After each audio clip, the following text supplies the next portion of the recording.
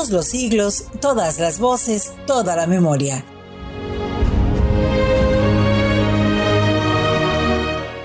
México se hace y se rehace sobre las mareas del tiempo. Es un país inagotable, inabarcable, un auténtico volcán de vida, desengaño y esperanza.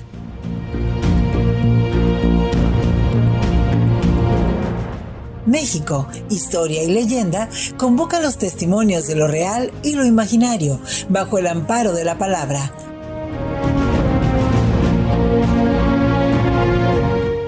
Acércate, siéntate entre nosotros y presta atención. Aquí vamos a contártelo todo.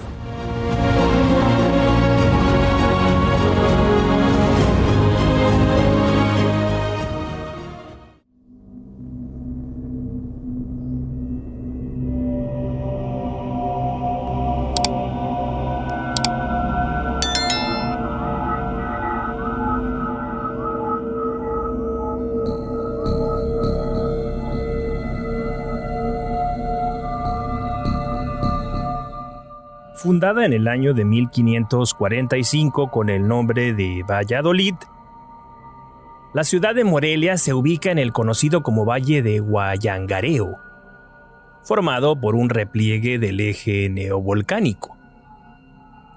La ciudad se sitúa en el noreste del estado de Michoacán y su altura sobre el nivel del mar es de 1920 metros.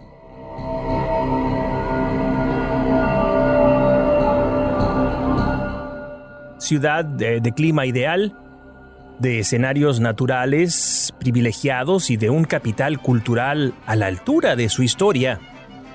La antigua Valladolid es un compendio prodigioso de historia y leyenda. Un auténtico caleidoscopio de vida en el que todos podemos vernos, porque ahí se expresan los dramas y los regocijos del género humano.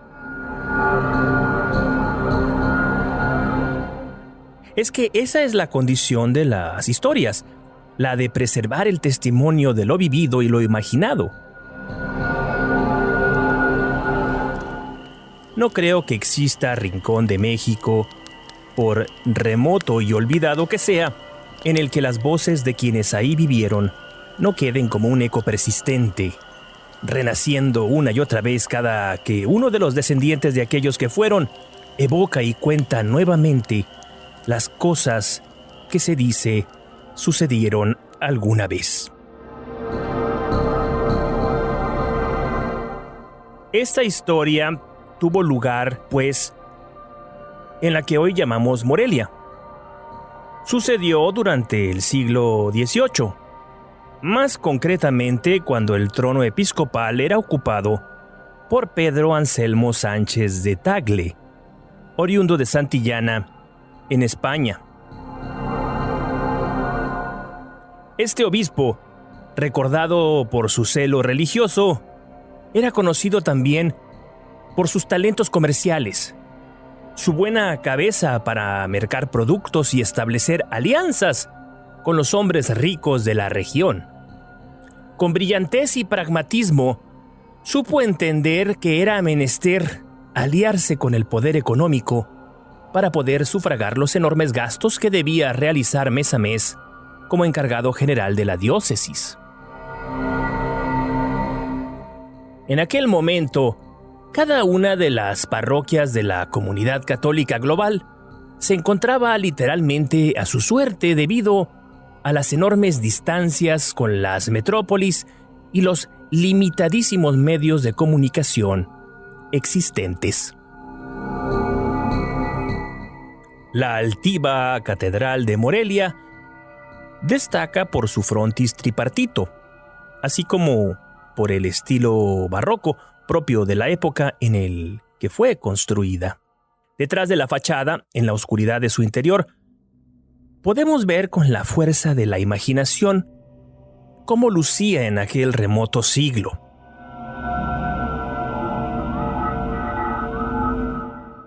Un espacio abovedado y oscuro donde el eco de las plegarias asciende formando una sonoridad llena de misticismo y elegancia.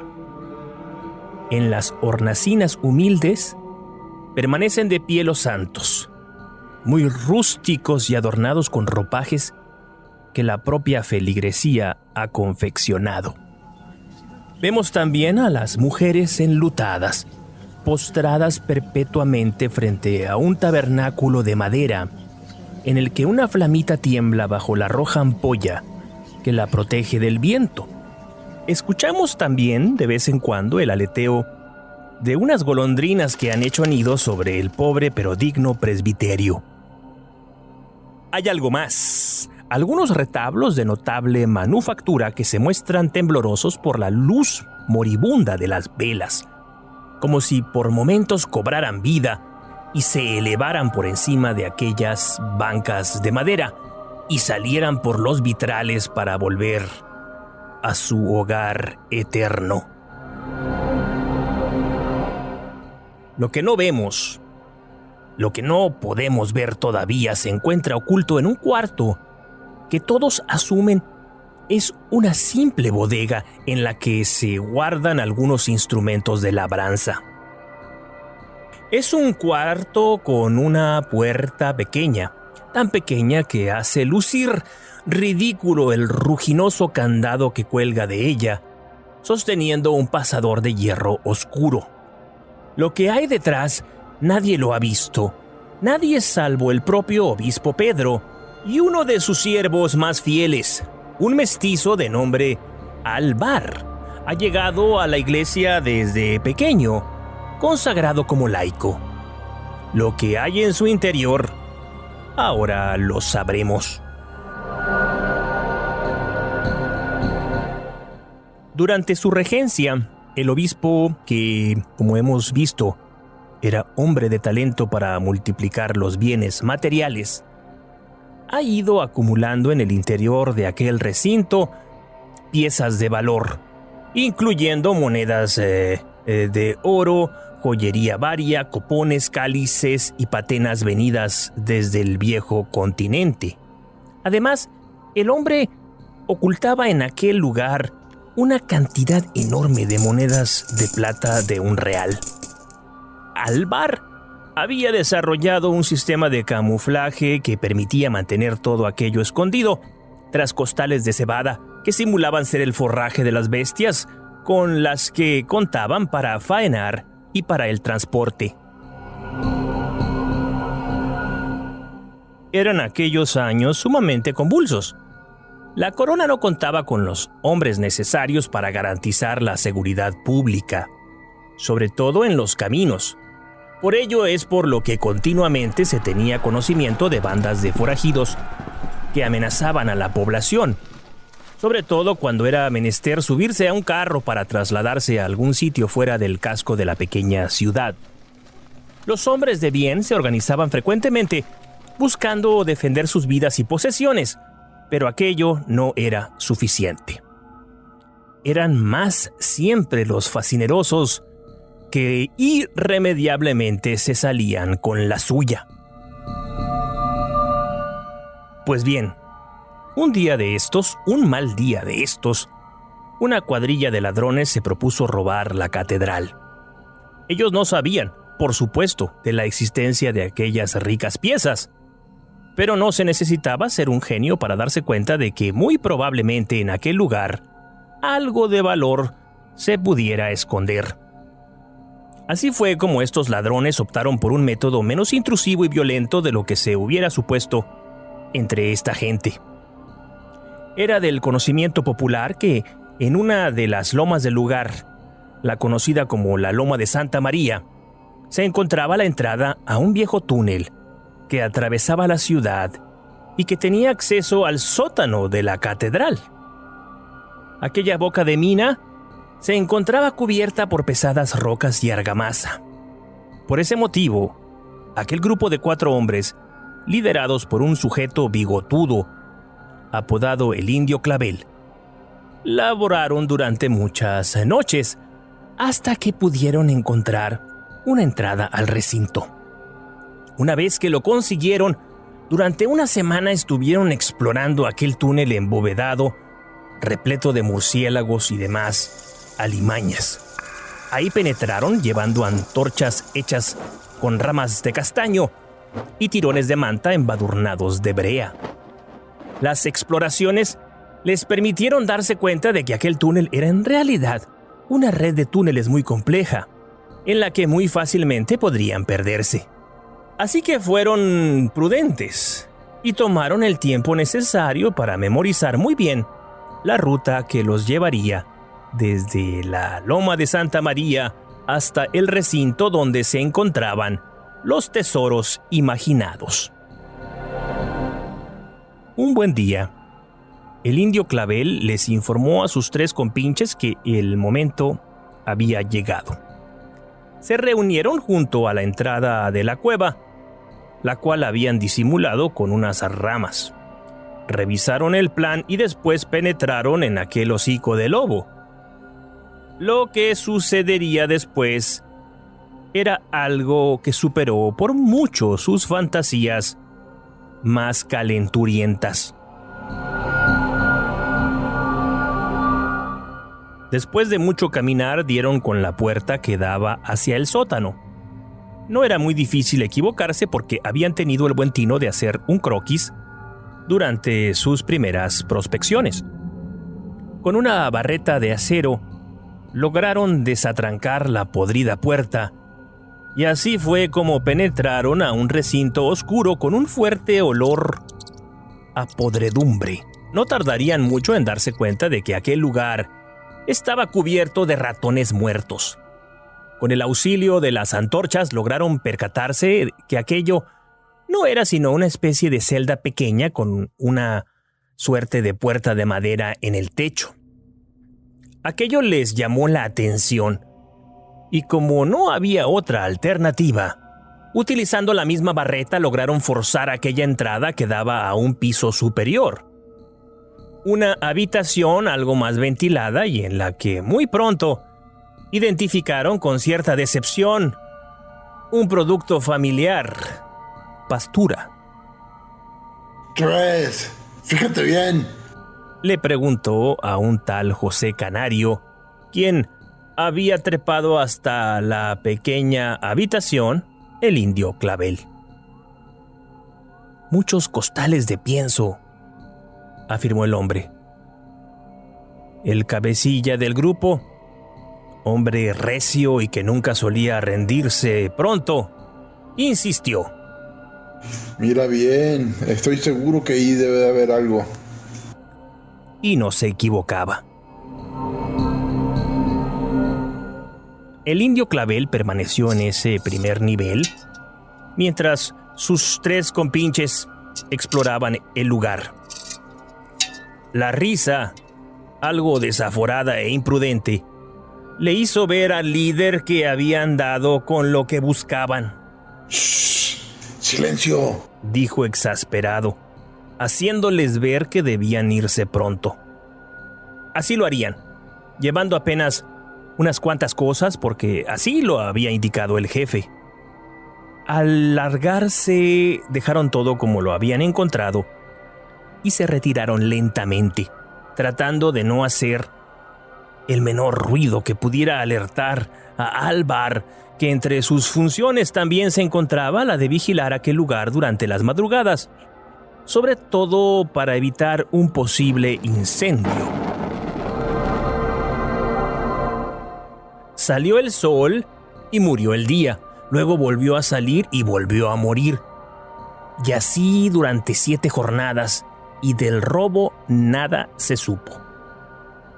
El indio Clavel entendió entonces que aquella cueva del tesoro no era atendida con frecuencia, lo que le insufló confianza. Así que decidió esperar 2 días más y volver nuevamente a sustraer algunas ricas piezas más. No solamente volvieron esa noche, sino 3 veces más a lo largo de 2 meses. El indio Clavel comenzaba a ponerse nervioso porque en el pueblo nadie hacía referencia a los robos de los que él y sus cómplices eran responsables. ¿Qué? Este pinche viejo no sabe ni lo que tiene, pensaba rascándose los cabellos sudados, tratando infructuosamente de conciliar el sueño. Entonces sucedió lo que tenía que pasar. Llegaba el 6 de agosto, día en el que el calendario católico celebra la transfiguración del Señor, y el obispo lo celebraba con manteles largos. Así que mandó a Álvar por el cáliz más precioso, que ahora se encontraba lejos del lugar, en un sitio que solamente el indio Clavel sabía. El sacristán buscó y buscó, sin encontrarlo, llevándose las manos a la cabeza sin poder encontrar una solución para el enigma.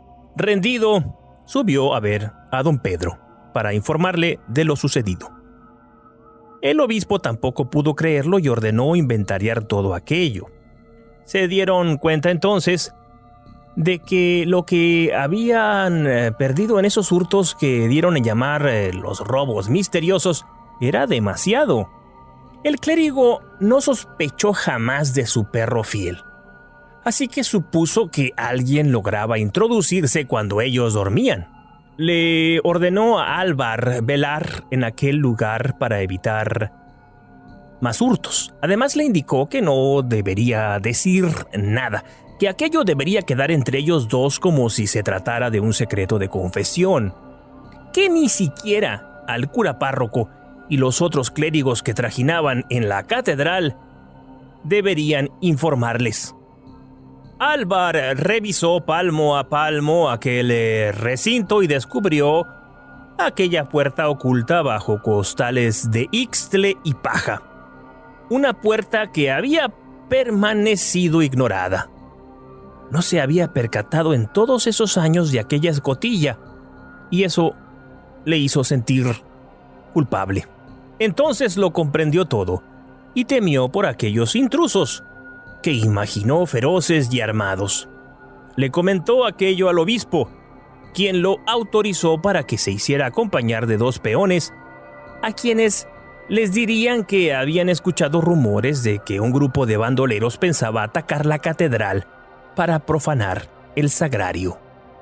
Así fue hecho, aunque durante 4 días no sucedió nada. Pero al 5.º día, alrededor de las 3:30 de la madrugada, Álvar se despertó al escuchar el sonido de las viejas bisagras de la portezuela al ser empujada por los intrusos. Los hombres se incorporaron de inmediato y se parapetaron detrás de los costales de cebada. De pronto se abrió la puerta por entero y la luz rojiza de la antorcha lo iluminó todo. Era José Canario, levantado por 2 de sus colegas. Álvar supo que tenía que hacer algo y lo hizo. Se había preparado para la ocasión con el mango de madera de un hacha. Había retirado la cabeza de metal para usar el madero a modo de cachiporra.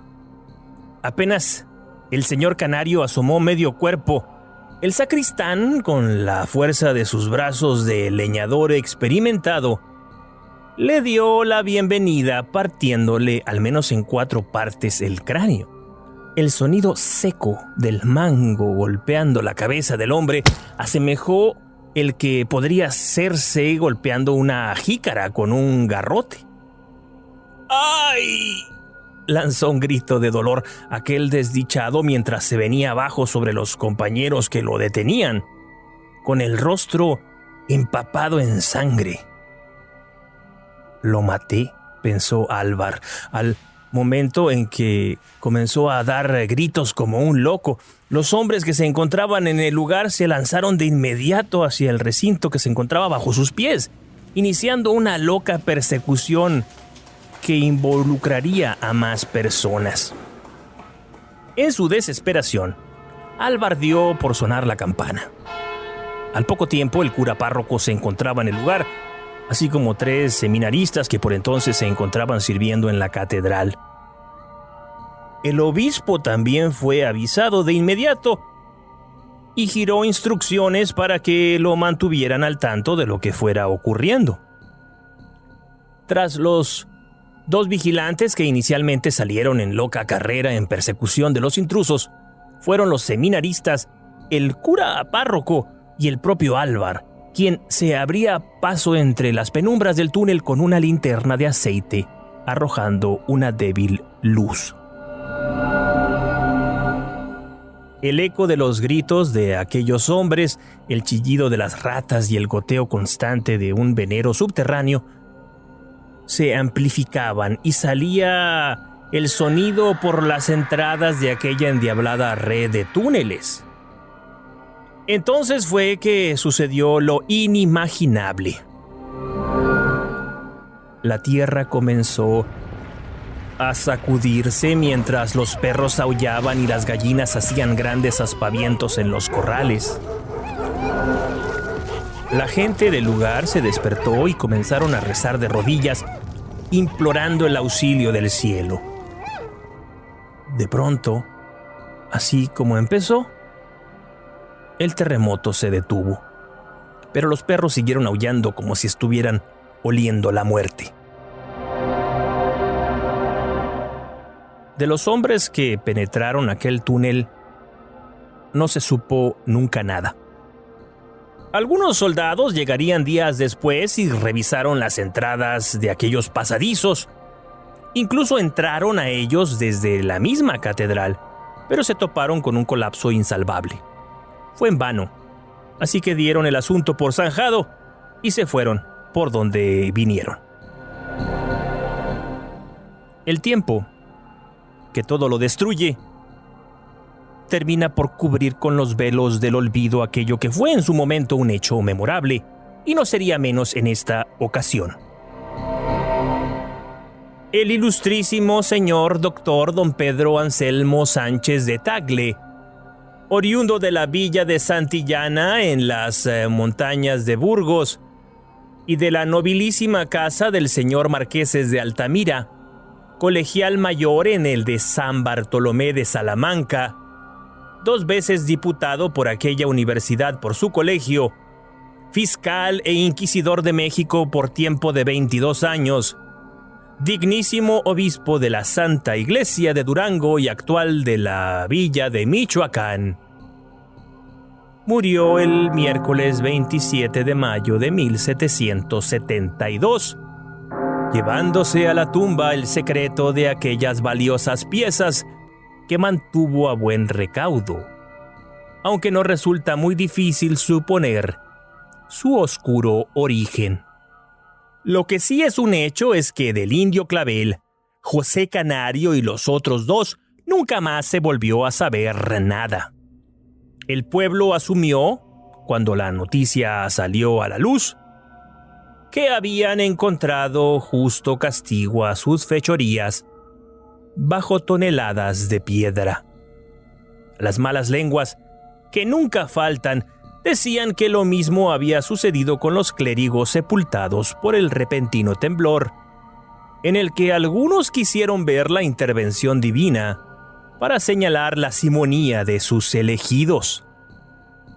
Pero, muy convenientemente, callaban algo que parecería explicar cómo acabó finalmente esta historia. Al tiempo de sucedido estos acontecimientos, en Valladolid comenzaron a circular muchas monedas de 1 real de plata, de las que tienen en el anverso 2 pilares coronados y al centro 2 mundos entrelazados bajo la corona hispana. Así fue como pasó todo esto.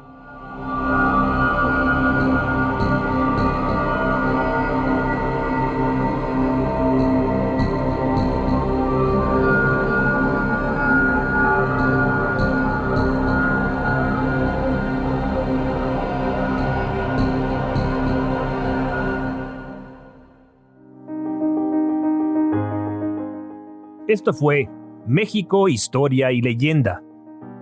Escrito, narrado y editado por Alex Ramírez Arballo. Locución de Alicia Terán Orduño.